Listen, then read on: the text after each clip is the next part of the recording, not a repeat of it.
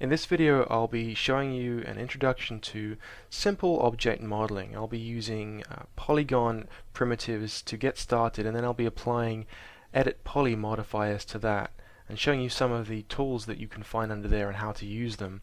I'll also show you quickly how you can use NURB surfaces to create curved shapes that can form part of your objects as well.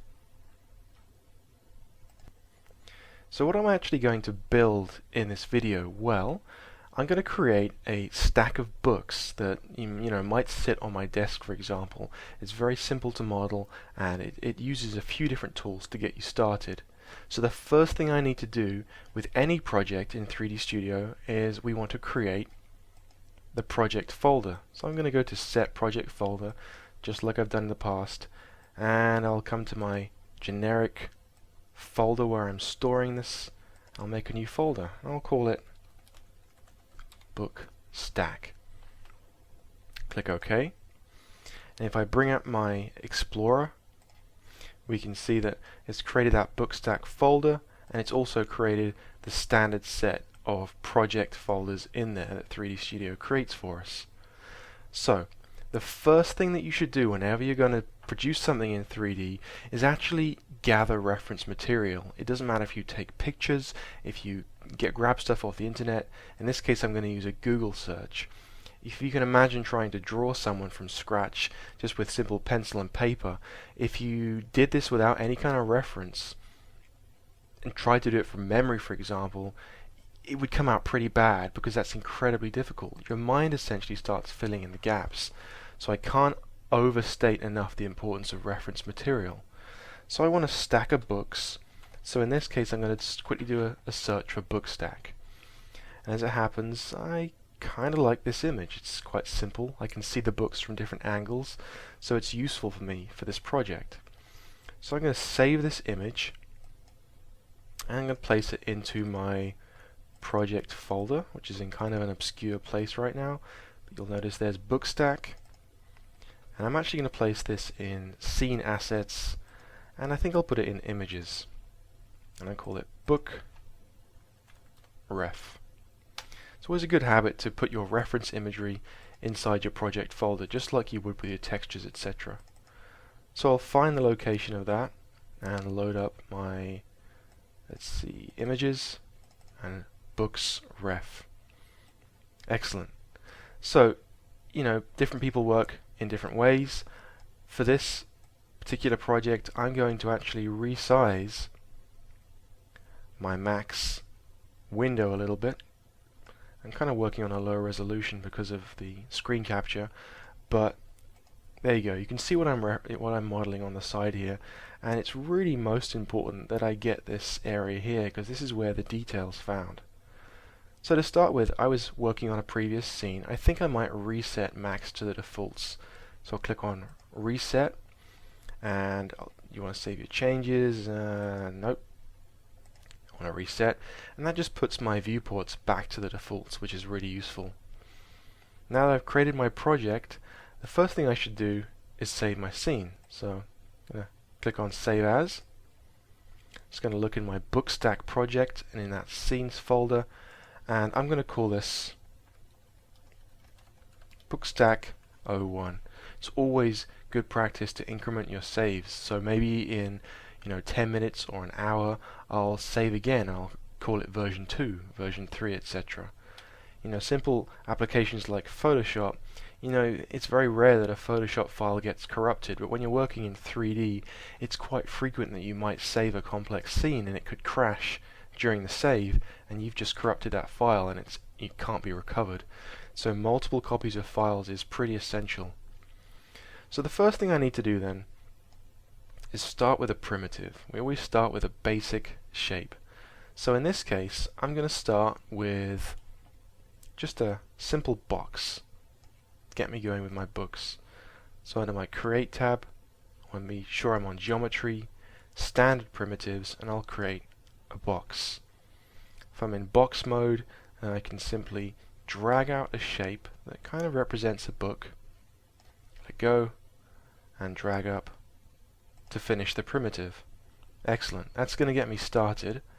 What about editing some of these parametric parameters here to start adding in more detail? Well, before we do that, why don't we actually set up our interface so it's a little bit more friendly for modeling? You'll notice that we're currently in the realistic shading mode. When I'm modeling something, I really prefer to work in standard shaded mode. Those shadows can get a little bit confusing and annoying. When you select an object by default, you'll notice you get these kind of selection brackets that appear around it. That's okay, but those can also be a little distracting. In addition to that, we can turn on edged faces so that when I actually look at my object, I can see how it's constructed. So if I maybe increase the number of segments on the length, I can see those edges because of that edged faces option. But I don't necessarily want it on all the time. So I'm actually going to customize my viewport so it works a little better for me. So I'm going to turn those off. I'll click on Shaded and I'll go to Configure. This lets me set up my viewport so it's a little bit more to my personal tastes. So I don't really want those selection brackets. First of all, we should make sure we're in the correct mode, shaded, which we are. I don't really want these selection brackets, so I'm going to deselect those. But I do want display selected with edged faces. So when I have multiple objects, they'll look in their presentation mode as they are now, but when I select them, I can see the edges and all the detail that makes up those objects. So I personally would turn that on. I'm going to apply to active view and click OK. Now when I select my object, I see the edges, and I deselect it, I get this kind of nice presentation view. So that's kind of a mode that I prefer to work in. It's a little more similar to applications such as Maya. It's just kind of what I've become accustomed to using, and I kind of like that. Alright, so let's take another look at our image here. The first thing that we have to do here is decide where do we need to add detail. Well, really, this is too much detail for this object. You only really want to add detail where you need to start pulling parts of the object out. For example, the spine here, and also the cover. Notice how it's a hardback book, so this cover kind of protrudes, has a tiny overhang around the book here. So I really need some detail around the outskirts of this cover. So this is too much detail and it's moving in the wrong direction. The worst thing you can do when you start modeling something is think, well, I might need loads of detail eventually, so I'll increase loads of segments here, and I'll see what I can do with that. You're essentially wasting resolution and you're creating an inefficient object, but more importantly, it's just difficult to work with because there are so many vertices and you have to move so much around. So my advice is start simple. Start with the very minimum that you need. So in this case, I'm going to add 2 additional height segments, and these are going to form the boundaries of this book. Now, you might be watching this and going, why is he doing this? He's crazy. What is he doing? The truth is, there are so many different ways to model the same objects in 3D. It's all down to preference. It's all down to perhaps how I feel today when I'm modeling this. There's a general rule of thumb, and you kind of pick up tips and tricks as you become more experienced in modeling, but I could create this book in many different ways. So this is just one way of doing this. So now that I've done this, I've set up my parametric object. I'm ready to start editing it, and that's what we'll do next. So I have a choice. I could leave this primitive here and just add a modifier so I can come back and edit these, but the truth is once you start modeling, you come back and edit the original primitive, it's going to destroy anything above that on the stack. So let's just right click on the object, convert to, I'm going to do an editable poly. Now editable mesh is a little bit more old school, and it really recognizes that this object is made of tris. Editable poly is a little bit more respectful of the fact that people like to work in quads, and so it makes it easier to produce nice clean models built from quads. So I'm going to use editable poly, and that's changed the way my object appears in the stack, in the modify stack. You'll notice I can expand this and pick up the different sub-objects of my shape here. So let's start by selecting Vertex, and you can see that's the active selection down here. Now when you're modeling, it's really important to keep on moving around in 3D space. Keep looking at this from different angles. So I'm holding down the Alt key, using the middle mouse button to rotate round. You can do a lot in the perspective view, but the truth is you should come back to your 4-up view and make use of these orthographic views as frequently as you can. So I just did Alt W to minimize that viewport down to the 4 view. I want to look down this object and I want to be able to see this directly from the side here. So I'm going to use my left view. You can see this is the shorter width, so this is the view I want. So I'm going to right click in this viewport, Alt W to maximize it, and what I'm going to do is just tap Z to zoom in on the whole object. If I have a little bit of the object selected, Z will zoom into that selection, and if I deselect, it'll zoom into the whole object. So if ever you get lost, Z will always recover where you were. Alright, looking at my original image again then, you'll notice that the book cover on this is very, very slim. So this is way too fat right now. So what I'm going to do is, I'm actually going to use my Move tool. The shortcut is W. I'm going to draw a region around these center vertices that I created when I set up the parametric shape. If I switch to my 3D view, because Ignore Back Facing was turned off, I also picked up the vertices on the back as well. Very useful.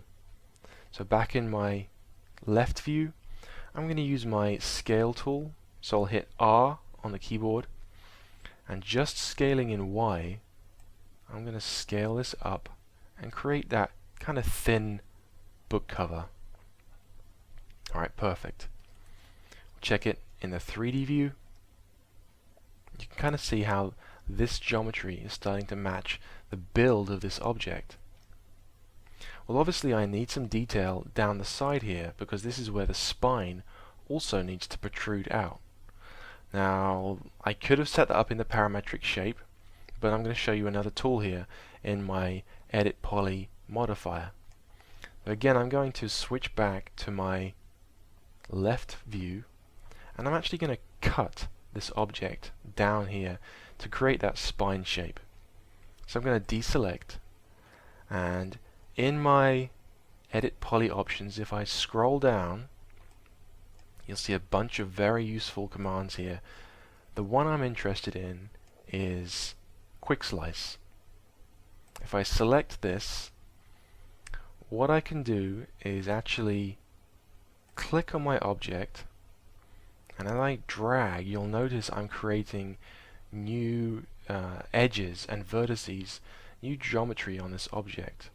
So I'm going to slice this roughly, let's do roughly here, and I actually have to click again to complete this slice. There we go.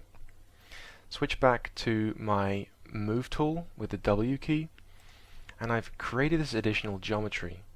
If I double check this in the 3D view, you can see what I've done. Again, it's sliced all the way down the object. So you can see it's created edges all the way down here. That's a great way to add detail to your objects. Alright, brilliant.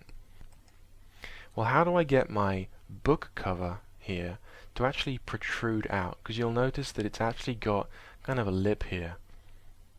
So what I actually need to do is create more geometry by extruding out these faces that I've created. I've kind of built the subframe for my book.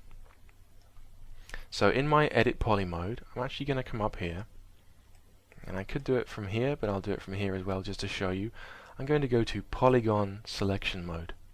I'm going to click on that, and I'm going to pick up the first of my faces that I want to extrude out. I'm going to hold down the Control key, and I'm going to pick up additional faces around here that actually produce this book cover. So this is kind of the principle of polygon modeling, and this is actually known as box modeling. You start with a simple box, you make cuts, you move vertices, and you extrude geometry out to create new geometry. And this is how we make this object that started very simple more complex. So once I've selected the area that I want to extrude, I can come down to my extrude tool here. There's two ways to use this, so I'll show you the first way. With these faces selected, I'm just going to click extrude, and that brings up my extrude tool. When I hover over these faces, you'll notice the icon changes, and I can click and drag and actually extrude out brand new geometry to create the book cover on my book. Alright, I can try and get it right first time. There we go. Once I've let go, if I decide, you know what, I didn't pull it out enough, I made a mistake, no problem. Switch back to your move tool with W and just move those faces into their new position. I actually got them pretty close, so I'm going to undo with Control Z. I've just created that new geometry which is going to define the cover for this book. Alright, let's spin around and do exactly the same thing on the other side. So back into polygon selection mode, pick up these faces with Control 2, 3, 4, 5. There's another way to use this tool, and that's to click on this little box next to it, Settings. If I click on this, it brings up these extra options for me to work from, and I can actually use a predefined value, and those actually popped it out, or I can change these and kind of tweak them to my liking. So that predefined value is actually pretty close. I can even type in an exact value if I wanted that to be exactly 1.2. When I'm happy with this, I could just go ahead and click on the little check mark, or if I want to cancel the operation, I can click on the X. So I'll click on the check mark, and I've just completed that extrude operation. Excellent. Alright, so we're starting to add detail. We're starting to make this look a little bit more like a book. Lastly then, I need to extrude out this portion of the cover right here. So let's go ahead and do that. It's the same principle. I'm going to make sure I'm in polygon editing mode. I'm going to use my selection tool so I'm not accidentally extruding something. I'm going to pick up the faces that I want to protrude out from my object. Excellent. And I'm going to use my extrude tool again. So I've only used a couple of tools here, but you can do a heck of a lot with these tools.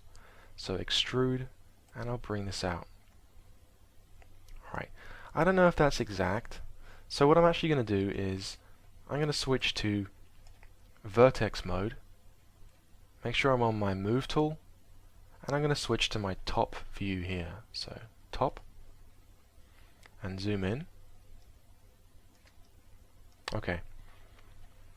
How do I know which vertices I extruded out? Well, I could do a quick selection in 3D in the perspective view, and that will show me that it is in fact this portion here. So I want to tidy this up. So let me select these front vertices, zoom in a bit, and just use my move tool to just kind of nudge them up so it's a little bit more uniform, that lip that's all the way around this object. So some very simple editing, but already I'm starting to form this book. Okay, remember to save, Control S, and we're ready to move on to the next part. Okay, next I'd like to model this curved spine that you see here on the side of the book. And currently the problem is this guy's being constructed from polygons, so I've got limited information here, so I can only create that straight edge. So again, I have to add in more detail here to curve this guy round. Now, I could do the same method that I did before with the quick slice, but I want to show you a different trick. So I'm going to come into Vertex Selection mode, and I'm going to switch out back again to my left view, and I want to slice this guy maybe a couple of times down the center here. What I'm actually going to use is my Slice Plane tool, And this is great because it's that much more accurate than the quick slice tool. And the reason for that is because if I switch to my rotate tool with the E key, I can use these type in values here to quickly say zero out and rotate this around 90 degrees. Or if I wanted to, I could switch to absolute mode and I could switch in, well, maybe I'll increase this by 45 degrees. If you kind of do some arbitrary rotations here, or you notice I've got snap on the rotations, if I turn that off, I got freeform. I was using these snap-on rotations to just kind of snap it to smaller increments. But if you mess up and you want to reset this guy back, you can just use this reset plane option here. That just puts it back to the defaults, which for now is perfect. So I hit W to switch to my move tool, and I can move this plane around, and you can see how it would slice because it adds in those red vertices to show you where it would put those. Again, if I was working in edit mesh mode, editable mesh, then it would be slicing through and showing me the tries that make up this object as well. So this is really an advantage to using editable polys. So I'm going to move this to about here. Just going to do that roughly, and I'm going to click on slice. And you'll notice if I move my tool now, it leaves behind that geometry that it's sliced. Now it's all one piece of geometry still. Again, I'm just adding in this extra detail. So I'll move it to my second position, and again I'm going to click slice, and I've just cut that in two places. So I finish with that tool. I just click on slice plane again to remove that, and I've added in that extra detail. The last step then is to grab my move tool, pick up the vertices that I want to adjust to create this curved spine. So if I come to my 3D view, just double check, you'll notice that it's picked up all of those vertices down the line because I'm looking through my left view. And all I'm going to do is just push these out a bit to create a curve. Now I'm working with polygons, so it's it's a little bit rough and ready, but it's a great way to get started. And remember, less is more when you're starting to learn modeling. If I wanted to increase the distance between the height of these vertices, I could just pick up a whole row, use my scale tool with R, and I could just adjust the height to adjust that curvature. In this case, I think something like that works. Maybe I'll move these end pieces in just a little bit again. And if I go back to my perspective view, that's kind of working. But I don't like the way this juts out at the top here. That's not working for me. So I'm going to grab this top vertices down there and hold Control and grab these bottom ones. In fact, maybe I'll grab all of these and all of these. I'm just going to nudge them in to kind of finish off that curve. I think that works. Come back to my 3D view, my perspective view, and click on Edit Poly and deselect again to get a look at what it is I'm producing here. Hit Z to center that zoom. Alright, I kind of like the way this is coming along. Well, what about if I created that inner curve for these pages here? Well, same thing. Switch back to my left view, move this across, Vertex Selection, grab these extra points and just nudge them in a little bit, and I've just created the curve on the inside of these pages. So very quickly, we're just using some simple tools to edit and make this into a more interesting surface. What I'm going to do next is just utilize this excess geometry that I have on these corners here to my advantage. You'll notice that on the original book they're a little bit kind of bent in and scuffed, whereas they're a little too perfect and angular on my one. So very quickly I'm going to switch to Vertex Selection mode, pick up with my Control key those two end vertices. Maybe I'll tweak them down. just to create that scuff. Maybe I'll pull them in a little bit in this direction. Just very easily kind of denting in the corner of my book here. I could do the same thing with this guy. Just pull him in a little bit and constrain to just Y and X with a little picker here. Pull that in. And this is how we start to make objects look a little bit more natural, kind of get away from that too perfect look that CG often seems to have. It's well worth kind of putting this extra care and attention into your models. And this is a really low res model. You know, it's nothing fancy, but you know, if you utilize the polys carefully and all these additional vertices carefully, you can create some nice little accents like this with relatively little effort. So that kind of works. It's a little bit more interesting to look at. I think that'll work for now. So my book is modeled. Let's actually go ahead and give this guy something to sit on. So I'm going to create a simple desk shape, which is what this guy will sit on. So let's go ahead and go to our Create tab. Again, I'm going to use standard primitives and just create a box. And what I'll do is just build kind of a thin shape that can act as a desktop. And a little too much detail here. I do not need all that. So again, I'm going to lower down height segment so it's just what I need. I'll set it to 1 in all directions. When I'm done with this, I'll go ahead and right click on it again, convert to editable poly, and move it into position. So let's move it, say, let's use my front view this time. The left view would work fine as well, but I'm just going to use that to make sure I can accurately get these guys so they're touching. Perfect. We've created a tabletop. Well, that's kind of okay, but I would like this to be a little bit more rounded. So I'm actually going to use what's known as a chamfer. You might have heard this referred to as a bevel in other packages.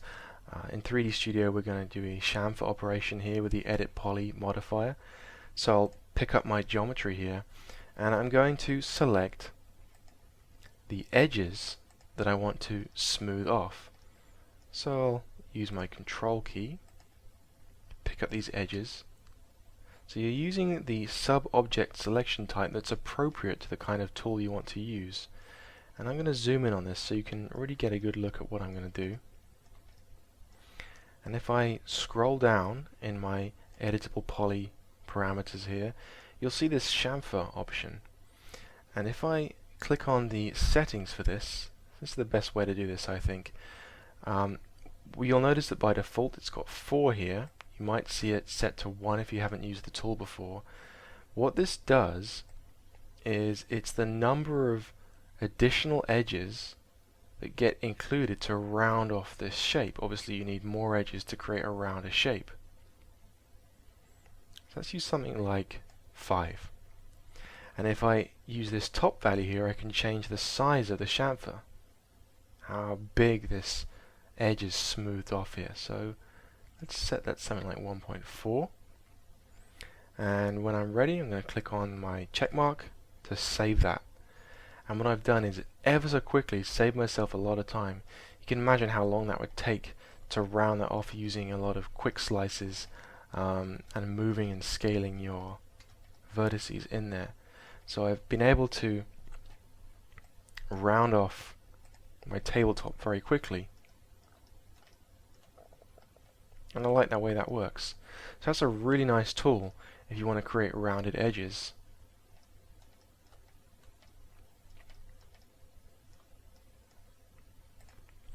Lastly then, what I'm going to do is, rather than apply materials to this, I'm just going to use the standard color preset options to apply some color to this to make it look a little bit more like my main green book here.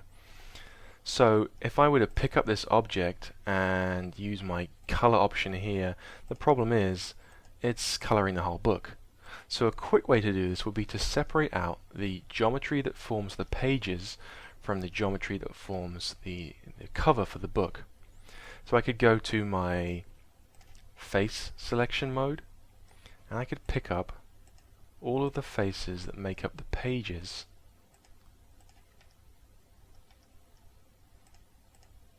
of this book. And what I can do is I can use the detach option that's part of the edit poly tools.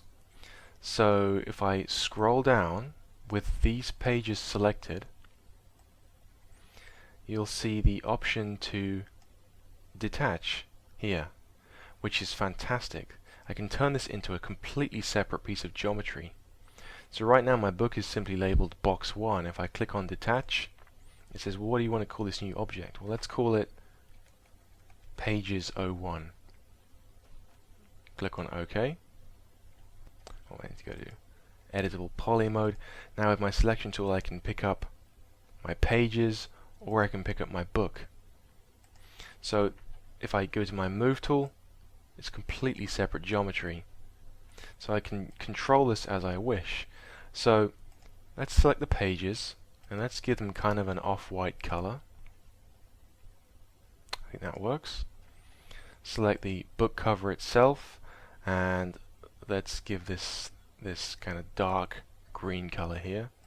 Maybe I'll add a custom color in just so I can get it to what I want. A little more blue.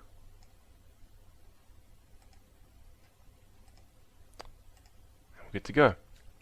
So there's my first book created, and that's enough to get me started.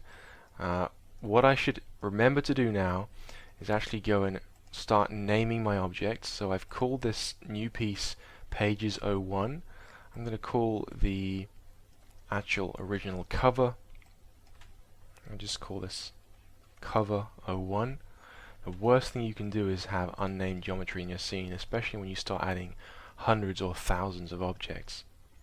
Let's give this desk a name, desk, and a color. Something a little bit darker.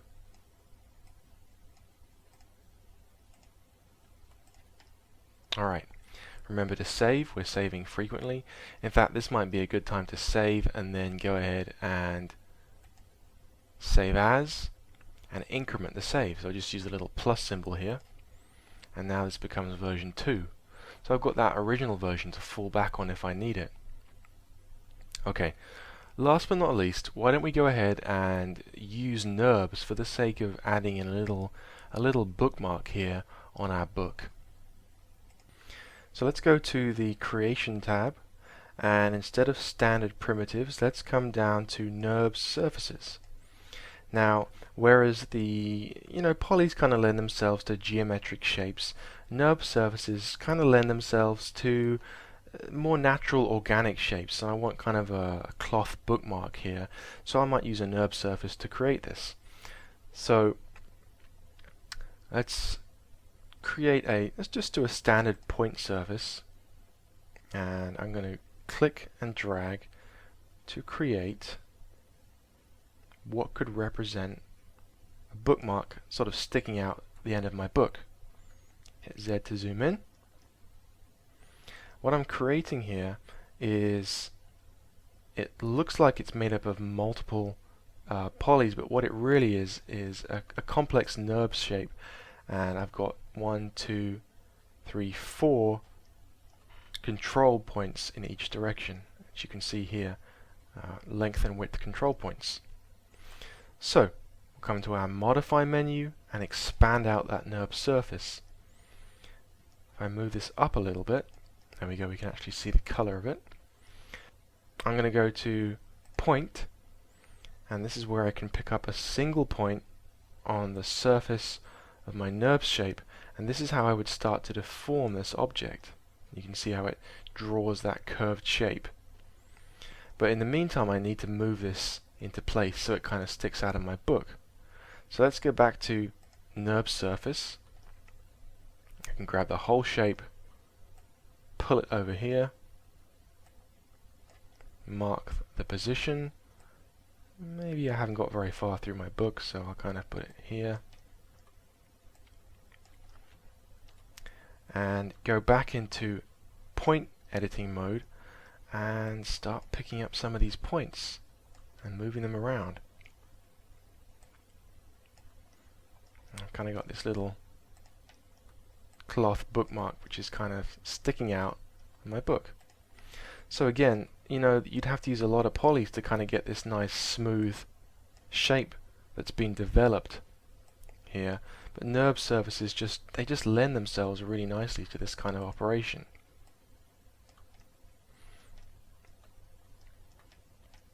Alright, that'll work, I think, for this example. Let's just tuck it into the book a little bit more. And we've created a bookmark.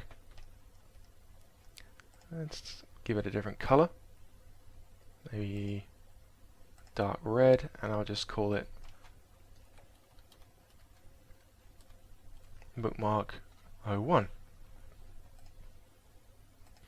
One of the biggest mistakes people make when they start modeling things in 3D is they think, I have to construct the object as it is in real life. So, you know, in the worst case scenario, building multiple layers for each and every page, or feeling like you have to construct this entire bookmark. But as you notice, I just kind of tucked this in here, and, you know, like I did earlier, I separated the pages out into one big clump, just so it made it easier for me in this process. So really just build the shapes so that they look right. Certainly for a static scene, they just have to work. You only really have to worry about the complexities of individual pages if you needed your animation to have this book open up and then pages flipped through. That would be a lot more complex. So you build to the requirements of the project, essentially. Okay, lastly, before I can really call this book complete, we have to talk about the way that it's being shaded. There's a trick in 3D which uses the normals on the surface, or in fact the vertex normals, and you'll notice that because I've been making all these cuts, everything has started to look very boxy. You've got these sort of flat shapes that are showing up here, and they're kind of ruining the effect of this nice light shading that happens across the polygons that I've got. So the way to fix this is to apply an edit normal modifier. So we're going to affect the way the light is tricked into pretending that this is actually a curved surface when really it's not. So I'm going to select my object, and I'm going to go to my list of available modifiers, and if I scroll down under E, you'll see this edit normals modifier that you can apply, and you kind of get these weird pins that kind of stick out, and all these are the normals that represent each of these faces and vertices. Now, the option that I'm going to use is rather simple. You've actually got a heck of a lot of control over which surfaces you want to appear flat and very sharp, and which surfaces you want to appear rounded. So it's just a trick. It's just a lighting trick to make simple objects look smoother and more complex. So with my object selected, I'm quite simply going to click on the Unify button. And if I go ahead and deselect now, you'll notice it's not perfect, but I haven't made this geometry any more complicated, but look how smooth everything looks. It's starting to look more like a real book, even though it's really low resolution, and that's all thanks to these surface normals. If I go ahead and select the object again, you can see it's exactly the same makeup as it was before, exactly the same number of polys, but that normal trick has helped to make it look like much more complex geometry. So that's a great trick to making low-res geometry look like it's more detailed and more natural. So the last thing that I'm going to do then is group the geometry together so that I can actually create quick copies to build multiple books here. So I'm going to go to Tools and open up a new Scene Explorer, and you can see all the contents of my scene: the bookmark, the cover, the desk, and the pages. I'm going to hold down Shift, pick up everything in my scene, and I'm going to use Control to deselect the desk. I just want these items here. And with those items selected, I'm going to go to Tools, and I'm going to go to Group and select Group, and I'm going to call this Book Group 1. It's good practice to label your groups as such. Click OK, and you can see I can pick up my desk, I can pick up my book group. Alright, excellent. So all I need to do now is hit W. I might start with this book sort of higher up as it is on the pile. And I'm going to start by creating a duplicate, and that's going to be this blue book down here. So I'm going to right click on this and I'm going to select Clone. I'm going to create a copy. I want it to be brand new geometry, and book group 2 will work just fine, and I can move the new copy down. Excellent. Alright, couple of things. I don't want the bookmark because that was unique to this top book, so I need to delete that bookmark, but I'm just picking up the whole group. So quite simply we can go to Group and Open, and that expands out that group. And now, even in my Scene Explorer, you can see this little plus symbol appeared, and I can see the contents of that group. So I can select the bookmark in either the Scene Explorer or in the actual viewport, and just hit delete to get rid of that. Excellent. Once I've done that, I'm going to recolor it, so I can select my cover, and I'll pick a new color. Let's pick a lighter blue to match the book in the picture. And maybe give the pages a slightly different color as well, just to make it more interesting. Let's lighten them up a bit, make them a little bit more blue. Okay, okay. Excellent. Alright, I'm almost there. I could just select the whole group, and you'll notice this book is thinner. I could just use my scale tool and scale this down. The problem is, it's going to scale down that book cover, and it's going to look very fat on the edge and very thin on the top. So I'm not going to use that approach. I'm going to continue on this track of using my left view here. You can see both books stacked up here, and I'm going to pick up my cover and also my pages together with the control key. And what I'm going to do is actually apply a modifier to both of these objects together. So if I go to my modifier list and come down to edit poly, this time you'll notice it's italicized, and that's because I've applied it to multiple objects. But it allows me to pick up the vertices of all these objects together. So quite simply, drag a region around both the page vertices and the cover vertices, and just scale that down. Maybe I'll bring this guy up a little bit. Use this as a reference. This book underneath is quite a bit thinner. So we started with one original, and we're just saving time by cloning it and then adjusting the clone. Excellent. Come back to my 3D view, and I've got my second book. One thing that I'm noticing here is you'll notice that my harsh edges have come back again, and that's because I applied another edit poly modifier on top of the edit normals. So a quick way to fix this is quite simply to drag this edit normals modifier right to the top of the stack, so it gets applied at the very last step. And now you'll notice that it's smoothing off my book again, even after this additional edit poly modifier was applied.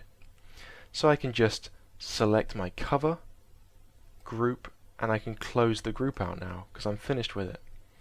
So I've created my second book. All I really need to do is use my rotate tool and rotate this into place, butt it up against the original book. Perhaps I'll use the left view to do this so it's precise. Doesn't have to be perfect though.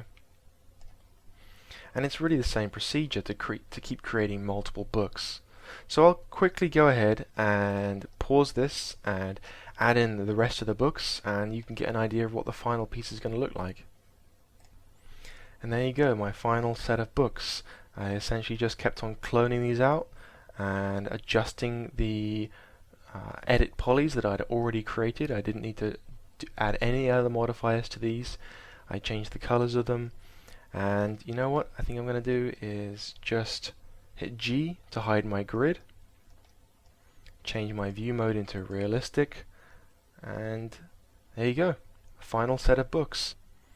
And the most important thing of all really is that my scene is clean. If I look at my scene explorer, everything is named, everything is grouped, and I'm good to go. You'd be amazed at how much you can do with just those few tools that I've outlined in this short video.